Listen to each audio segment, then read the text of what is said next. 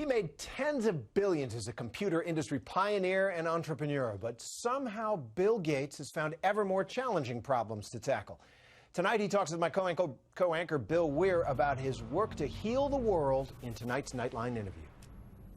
As of tonight, Bill Gates is no longer the world's wealthiest man. But he didn't lose that title, he gave it away. And as a result, he can point to a different kind of scoreboard.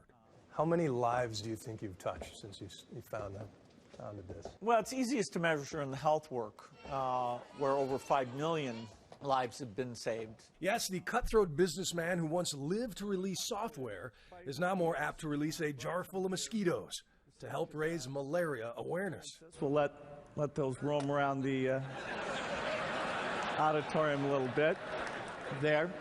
There's no reason only poor people should have the experience.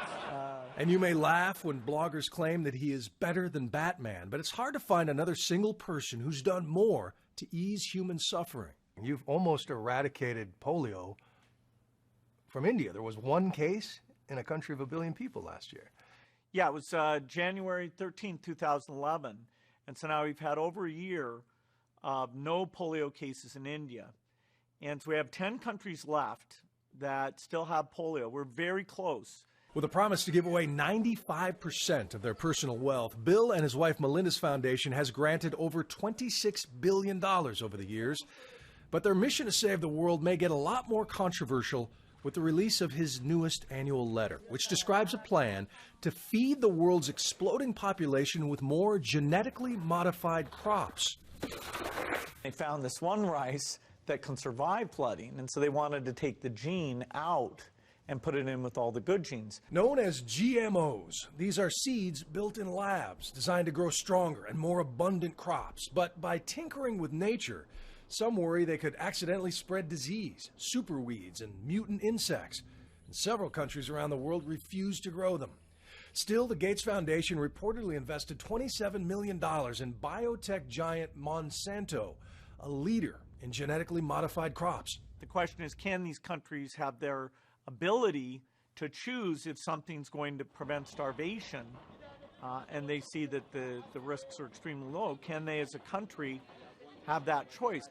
Big companies like Monsanto, they have the patents not only on the seeds, but the weed killer. And so farmers, both in America and India, then have to buy both in order to survive. It's very expensive. The seeds we're working on for the poor countries, there's absolutely no payments, no royalties of any kind. We go to the big companies and say, will you help us? And so they donate it. The Harvard dropout also has some interesting ideas on how to fix American schools, starting with peer review. He wants to let the top 2% of teachers float from class to class, teaching other teachers what works and what doesn't. So you think good teachers can be made? They're not born that way. Well, we can take the ones that are born that way, and there are plenty of those. And yes, we can't make you top 5%, but we can move you from average and help those teachers improve. There's been a little bit of distance now since the passing of Steve Jobs. I'm really intrigued by the anecdote at the end of Walter Isaacson's book about how in his final months you came to his house and the two of you spent a couple hours together reminiscing and really made peace. He and I always enjoyed talking. He would throw some things out, some stimulating things. We talk about the other companies that have come along. We talk about our families and how lucky we've both been in terms of the women we married. It was great, great relaxed conversation. How did his passing affect you?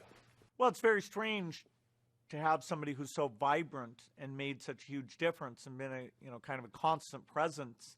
It makes you feel like, wow, we're getting old, and you look back and think about the great opportunities we had to have a big impact. Does it give you any added sense of urgency? Well, I hope I still have quite a bit of time for the focus I have now, which is the philanthropic work. You got to stay healthy to see that happen. Hoping, malaria eradication, I need a couple decades here to fulfill that opportunity. So I don't think of myself as fading away, but it reminds you that you got to pick pick important stuff because you only have a limited time.